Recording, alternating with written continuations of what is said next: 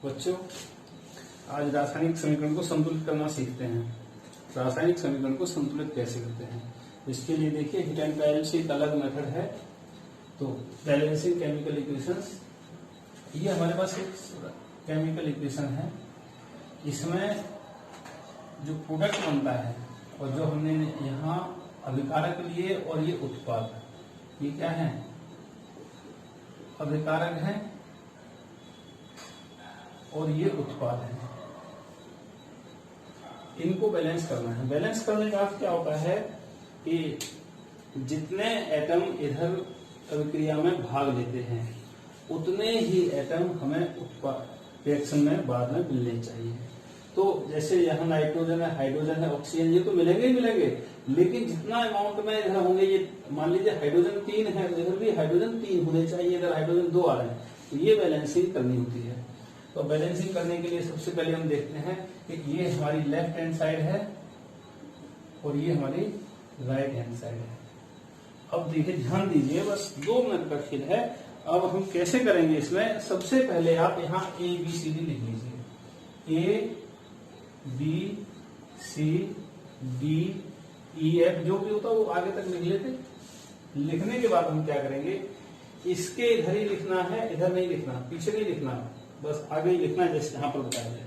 अब उसके बाद ये देखिए कि जो जो इसमें अभिक्रिया में भाग ले रहे हैं एटम, उनके नाम लिखिए। नाइट्रोजन भाग ले रहा है तो नाइट्रोजन लिख लीजिए, हाइड्रोजन तो हाइड्रोजन लिख लीजिए, और ऑक्सीजन है तो ऑक्सीजन लिख लीजिए। अब इस तरह से हमने इनको लिख लिया। लिखने के बाद देखिए नाइट्रोजन इधर कितने, एक नाइट्रोजन है और ए से मल्टीप्लाई हो रहा है, तो ए इधर और नाइट्रोजन नहीं है। अब इधर देखिए नाइट्रोजन 1 है और इधर नहीं है, तो नाइट्रोजन C से, तो यहाँ 1C, यानी 1 नहीं लिखा हूं, 1C।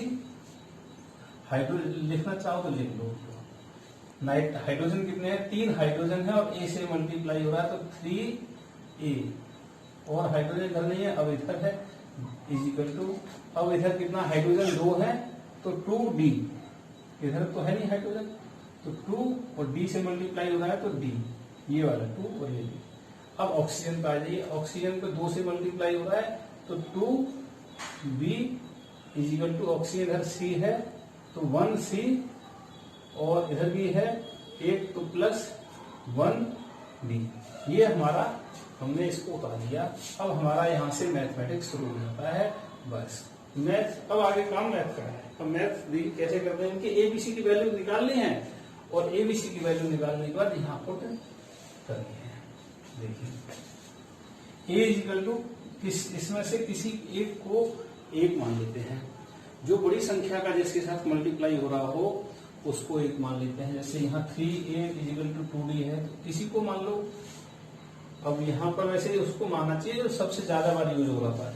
जो ABCD में से जो सबसे ज्यादा यूज हो रहा हो उसको वैसे 1 मानना चाहिए, या लगभग बराबर है, तो हम किसी को भी 1 मान लेते हैं। मान लीजिए हम A को 1 मान लेते हैं, तो एक वैल्यू तो ये निकल आई। ये हमने क्या किया, let us consider A equal to 1, then C equal to 1, A का वैल्यू ये निकल आई। अरे ABCD 4 है, 2 वैल्यू तो आ गई। अब D की यहाँ वैल्यू रख दो, तो A की वैल्यू रखेंगे तो 2D is equal to 3A, 2D is equal to 3A।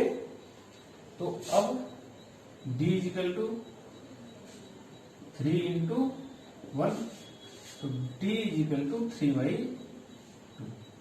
तो D की वैल्यू कैलकुलेट होगी, D इजिकल टू 3/2। अब बचा C की वैल्यू कैलकुलेट करने के लिए यहाँ पर रखते हैं, वैल्यू रखते हैं। B की वैल्यू कितनी है, ADC, B की वैल्यू कितनी है, B की वैल्यू नहीं मालूम, तो 2B इजिकल टू C की वैल्यू है 1 और D की वैल्यू है 3/2 प्लस 3/2। तो 2B is equal to 2 plus 3/2, then B is equal to 5/2 हो गया। ये B इक्वल टू 5/4, ये B की वैल्यू। अब देखिए सभी वैल्यू हमारे पास आ चुकी हैं 5/4। अब ये वैल्यू हमें यहाँ पुट करनी है, तो मैं इसी में लिख दूं यहाँ पर, या मिटा दूं इसे, तो चलिए इसको मैं इसी के नीचे लिख देता हूं यहाँ पर। तो ये कितना आएगा, ए की वैल्यू कितनी है, 1 है, तो यही लिखे दे रहा हूं 1।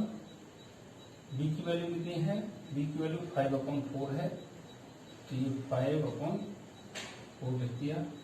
सी की वैल्यू 1 है, तो यहाँ 1 लिख दिया। और डी की वैल्यू 3/2, 3/2। अब ये वैसे संतुलित हो गया। लेकिन थोड़ी समस्या ये आ रही है कि यहाँ पर ये 5/2 अच्छा नहीं लगा, अब 3/2 भी अच्छा नहीं लगा, क्योंकि ऑक्सीजन के मॉलिक्यूल लेने और 5/4 कैसे लेंगे, तो ये थोड़ा सा गड़बड़ है। इसलिए इसका एलसीएम देखो कितना है, 4 और 2 आ रहे हैं, तो इन 4 और 2 का एलसीएम 4 आ रहा है, तो पूरे इक्वेशन में 4 से मल्टीप्लाई कर दो, प्रॉब्लम सॉल्व हो जाएगी और आंसर हमारा आ जाएगा। तो यहाँ 4 से मल्टीप्लाई करेंगे तो ये हो जाएगा 4NH3 प्लस, यहाँ 4 से मल्टीप्लाई करेंगे, 4 से 4 कट जाएगा 5O2, और इधर 4 से मल्टीप्लाई करेंगे तो 4NO, और इधर 4 से मल्टीप्लाई करेंगे तो 2 से 2 कट जाएगा और 6H2O आ जाएगा। और हमारा ये जो केमिकल फॉर्मूला है, रिएक्शन जो है, ये बैलेंस हो गया। देखते हैं बैलेंस हुआ कि नहीं हुआ। नाइट्रोजन 4, हाइड्रोजन 12, ऑक्सीजन 10, 5 दूनी 10, ऑक्सीजन 4 ऑक्सीजन ये हैं और 6 ऑक्सीजन ये हैं। तो देखिए अब ये हमारा बैलेंस हो गया। हमने कोई भी हिट एंड टाइम में ये नहीं अनुमान से करते कि 2 लगाते 4 लगाते, और हमारा ये बैलेंस हो गया। अब इसे मिटाते हैं, अब एक और लिखते हैं फॉर्मूला। चलिए अब एक और समीकरण हमने लिखा। इस समीकरण को बैलेंस करने के लिए वही तरीका है इस ABCD लिखने में। देखिए A, B, C और D, और A और B, C और D की वैल्यू हमें मालूम पड़ जाए तो ये समीकरण संतुलित हो जाएगा। इसमें जो जो अभिक्रिया में भाग ले रहे हैं अभिकारक, वही अभिकारक जो भाग लेते हैं वो उत्पाद में भी प्राप्त होते हैं मॉलिक्यूल, एटम। देखिए कौन कौन से हैं, तो Ba लिख लिया, Cl लिख लिया, Al लिख लिया, और ये SO4 नहीं लिखेंगे, सल्फर लिखेंगे और ऑक्सीजन लिखेंगे। इनको लिख लिया हमने। ये एटम रिएक्शन में पार्टिसिपेट कर रहे हैं, देखिए भाग ले रहे हैं। ये कैसे मिलकर के भाग ले रहे हैं, BaCl से मिलकर ले रहा है हमने, लेकिन अलग अलग लिखा है। अब इसके देखिए Ba के साथ A का मल्टीप्लाई हो रहा है, तो A Ba और है नहीं है, इधर Ba D हो रहा है, A = D। Cl 2 है तो 2A, और इधर Cl नहीं है, इधर Cl ये है तो A = 3C। और होता तो लिखते। एल्यूमिनियम कितने हैं, 2 एल्यूमिनियम है इधर, तो 2B। इधर एल्यूमिनियम देखिए कितने हैं, एल्यूमिनियम है ये और 1 एल्यूमिनियम है, तो ये आएगा C। और सल्फर देखिए इधर 3 सल्फर है और B से मल्टीप्लाई हो रहा है, तो 3B आएगा। और सल्फर इधर सल्फर, इधर सल्फर ये 1 है और D से मल्टीप्लाई हो रहा है, तो D आएगा। और O देखिए इधर O 12 है, 4 3 12, और B से मल्टीप्लाई हो रहा है, तो 12B = इधर देखिए O 4 है और D से मल्टीप्लाई हो रहा है, तो 4D। अब हम आधा काम खत्म हो गया, अब मैथमेटिक्स शुरू हो गया। और मैथमेटिक्स देखेंगे कैसे होते हैं, इनकी वैल्यू कैलकुलेट करनी है हमें। और वैल्यू कैलकुलेट करने के लिए अब जो सबसे ज्यादा बार आ रहा होता है उसको हम 1 मान लेते हैं। तो हम किसी को 1 मान सकते हैं, A को मान लें या D को मान लें, C को, जिसको आप चाहें उसको 1 मान लें। हम मान लीजिए B की वैल्यू ज्यादा है, B को 1 मान लेते हैं। D को मान लें तो हम किससे मान के चलें कि B को यहां से चलते, चलिए A को 1 मान लेते हैं, छोड़िए। A = 1, तो D = कितना हो गया, ये भी 1 हो गया। 2 वैल्यू निकल गई, 1 2 3 4 वैल्यू निकाल लीजिए, 2 निकल गई। A की वैल्यू 1 रखी, 2 × 1, तो ये कितना हो गया, 3C = 2A। 3C = 2A। A की वैल्यू 1 है तो C = 2/3, 1।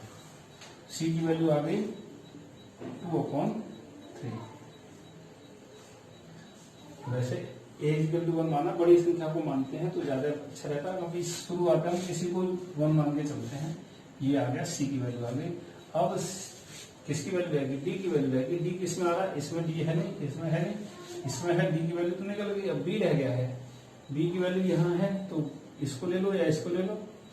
B 3b is equal to D, तो b क्या है 1 है, तो 3b इज इक्वल टू 1, तो b is equal to 1/3। b की वैल्यू आ गई। इन वैल्यू को रख दो। a की जगह कितना रखना है 1, इसी को मिटा कर रख देता हूं। चलिए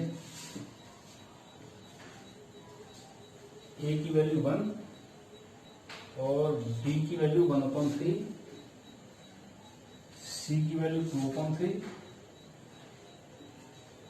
और d की वैल्यू है 1। तो अब हमने इसको 1 कर दिया। अब वही प्रॉब्लम इसमें आ रही है कि ये नीचे जो दिखाई दे रहा है ये संतुलित नहीं लग रहा है, इसलिए यहाँ पर हमें एलसीएम लेना पड़ेगा। तो 3 और 3 का एलसीएम 3 ही आएगा, तो अब 3 से पूरे इक्वेशन में मल्टीप्लाई कर देंगे और हमारा सॉल्यूशन प्रॉब्लम सॉल्व हो जाएगी।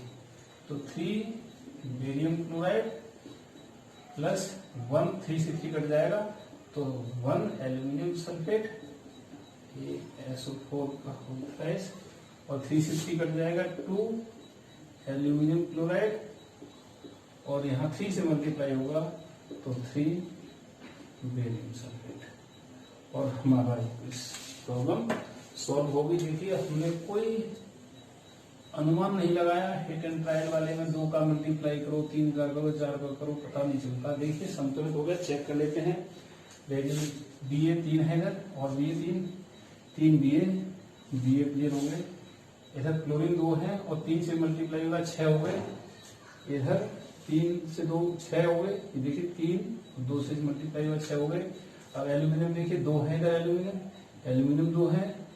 सल्फर इधर कितने हैं, 3 से ये मल्टीप्लाई हो रहा है और इधर 1 है, तो 3 ही सल्फर है। इधर कितने सल्फर है, सल्फर 3 है। ऑक्सीजन इधर कितने हैं, 4 से 3 12। इधर कितने हैं ऑक्सीजन, 4 और 3 12।